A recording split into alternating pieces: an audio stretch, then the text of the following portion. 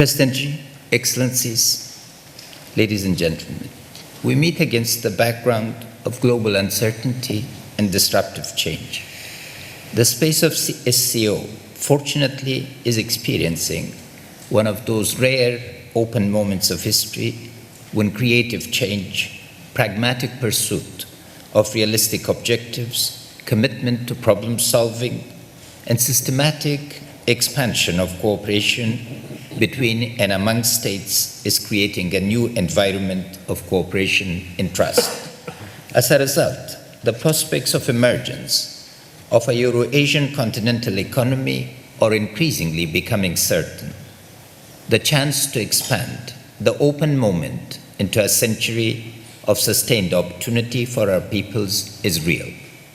Grasping the opportunity, however, requires fashioning a focused regional strategy to expand regional cooperation on connectivity and contain the threat of destructive change posed by transnational terrorist networks and transnational criminal organizations.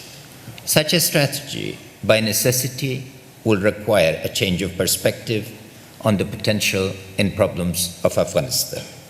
Simply put, the conflict over our territory is whether Afghanistan should function as a platform of regional connectivity and global cooperation or a launching pad for destructive design and plots of transnational criminal organizations and terrorist networks.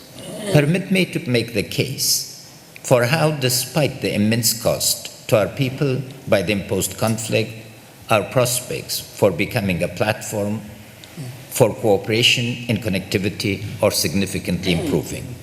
First, having formed a national consensus on peace, we are firmly committed to a political solution to the conflict with the Taliban. Our conditional offer of peace is comprehensive, and we are pleased that for the first time, the ulama of Afghanistan have provided the total religious justification as to why the conflict should cease. We are pleased that the Taliban have accepted our ceasefire declaration for Eid. This is the first break in 23 years, and we ask for your support to utilize the window for moving forward with intra-Afghan peace talks. Second, we are pleased that our international partners are resolute in their support for a stable, peaceful, democratic, and self-reliant Afghanistan. The U.S. South Asia strategy has been a game changer in creating the enabled conditions for peace and stability. We gratefully acknowledge the support of our partners in the security arena through the Resolute Support Mission and developmental partners through the EU-sponsored Brussels conference, to which all of you around the table made significant contribution. We are utilizing the generous support to change the lives of our people through consolidation of effective and efficient institutions that will be accountable to our fellow citizens. Third, we are witnessing the emergence of a regional consensus on the need for a stable and connected Afghanistan. On behalf of our people and government, let me thank the leaders around the table for their generous comment and for the momentum generated, and to highlight some events and measures. The Tashkent conference, hosted by President Mirziyoyev, introduced a fresh dynamic in regional cooperation on peace. President Xi, Prime Minister Modi, and President Mirziyoyev engaged President Trump and other world leaders on the need for treating Afghanistan as an area of cooperation. Thank you. Prime Minister Modi and President Xi's dialogue and agreement to cooperate on Afghanistan has injected fresh energy and allowed us to articulate an agenda for Afghanistan's prosperity through access to the massive regional market of these two engines of global growth. We're pleased with intensification of our bilateral dialogue with Russia, Kazakhstan, Kyrgyzstan, Tajikistan, and Turkmenistan. We've engaged in an intensive dialogue with Iran through 5 specialized committees and are focused on integrating the progress into a framework agreement. I thank President Rouhani for his engagement. Our bilateral dialogue with Pakistan has resulted in a framework agreement called Afghanistan-Pakistan Action Plan for Peace and Solidarity, signed on May 14, 2018. Our focus now is to translate the agreement into real momentum on the ground on reduction of violence, acceleration of peace process, combating terrorism and narcotics, in regional connectivity and cooperation. Reciprocal visits by high-level delegations have served as the catalytic mechanism for the dialogue in progress on paper. Our progress is on paper. We are hoping for cautious optimism to translate the progress into progress on the ground. Fourth, our agenda of regional connectivity is making real progress. Afghanistan now has 3 dry ports linked with railways to Turkmenistan and Uzbekistan, and the 4th railway linkage with Iran is being constructed to link us, India, Central Asia, and China to the port of Chabahar. Uzbekistan and Afghanistan are committing our own funds to the construction of Balkh-Herat Railway and seeking international support for the transformative project. TAPI has reached the Afghan border, and we are committed to turning this route into a full development corridor. CASA 1000 is becoming a reality. Even more significantly, our open access energy and fiber optics policies are resulting in significant private sector investment. The potential of Afghanistan as a hub of regional energy trade is no longer a pipe dream, but a rapidly unfolding reality.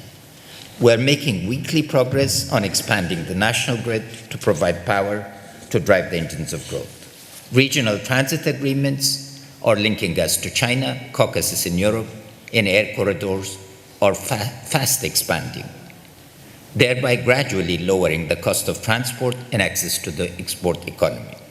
Fifth, to overcome our inherited problems of corruption, poor governance, and limited utilization of our human and natural capital, we're accelerating implementation of a comprehensive agenda of reform. A generational change in leadership and management, we're transferring authority and power to a capable, dynamic group of young Afghan men and women. 49% of our cabinet, for instance, is under 40, and the age of ministries is fast declining, the average age. The retirement age for colonels and generals has been brought down to 55 to 62, and the torch of defense and security development is being passed. We're making real progress in implementing our anti-corruption strategy, as demonstrated by certification by national and international observers that we have fully met 14 of the 19 benchmarks set for this year and have significant progress on the remaining. The reforms enable us to responsibly utilize our massive natural capital in minerals and oil and gas for the current and future generations. We are committed to holding parliamentary elections in 2018 and presidential election in 2019. Distinguished leaders, our progress is real, but every step forward is made very difficult in a difficult context.